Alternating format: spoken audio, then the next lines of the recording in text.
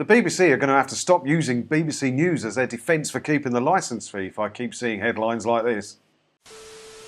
Hi, it's me again, and BBC News is changing, and they're going to merge some stuff, and there's going to be some job cuts and everything.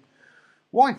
I thought BBC News was the most trusted news network in the UK, and one of your main defences for keeping your stupid TV licence fee funding model was BBC News, so you can give people all the trusted independent news they need in an unbiased manner.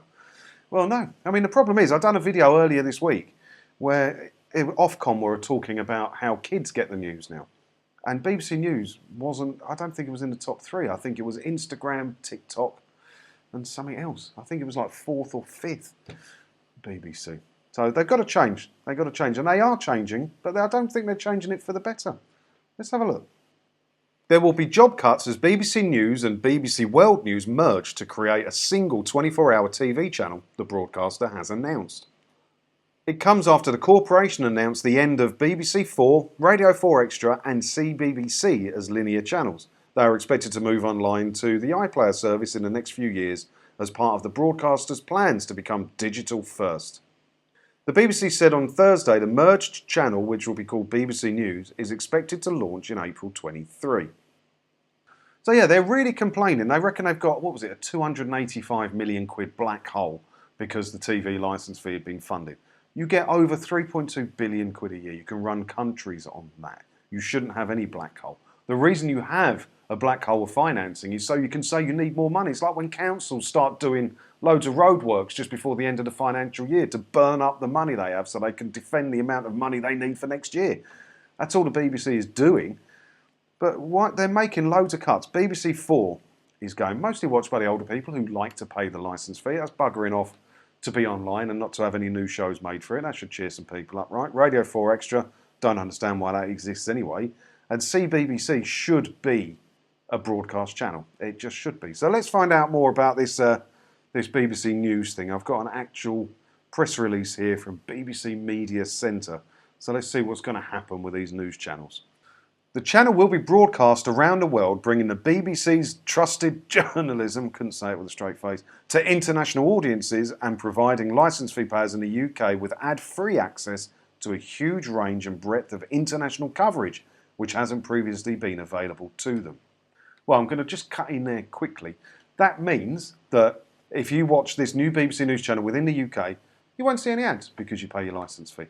But this channel will be tailored around having advertisements. So there will be ad breaks in there which will be filled with local news or whatever they fill it with, right?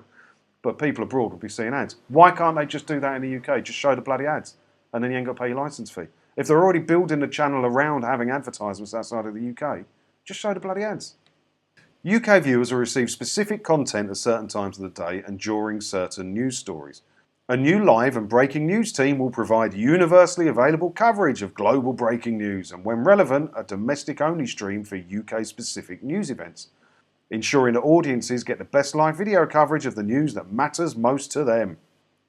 Now, the channel will be broadcast from London during UK daytime hours and in Singapore and Washington DC. The BBC will invest in new and off-screen journalism roles in Washington DC. So what I'm hearing from this is that the BBC use BBC News as their big defence for the licence fee, saying you won't get this anywhere else. Now they're merging it to just be like every other global news service where it just tries to cover everything. And now they're setting up studios in Washington and Singapore at great expense, but then it is going to be commercial abroad, so it'll probably pay for itself, but it won't. It'll probably be licence fee payers' money that pay for these journalists and all the studios and everything in Washington and Singapore. And it's just not going to show stuff like you get it today. It's not going to be British-led first. This is for like hotel rooms and international news now, isn't it? It's not going to be the same thing. The one thing they say that the BBC should be defended for is the news. They're ruining the news.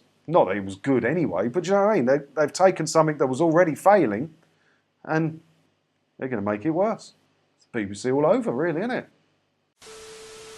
Yeah, I'm not a big fan of BBC News anyway, but they do claim to be the most trusted news provider in the UK, saying, what is it, 9 out of 10 adults access them every week or something. But the thing is, it's adults. Well, a story I did earlier this week, about Ofcom with the kids accessing the news. You know, they don't care. They don't care. So I don't know. Is this going to ruin BBC News for the UK? Because many people still do trust it. I know most of you out there don't, and I wouldn't be seen dead watching it. But this could be a big mistake by the BBC. Wouldn't be the first. Wouldn't be the last. Would it? Let me know what you think in the comments below. And as always, thanks for watching. And if you haven't already, please do consider hitting the subscribe button. It really helps the channel to grow. And you'll also get to see me in another video again soon, hopefully, won't you? Ta-da.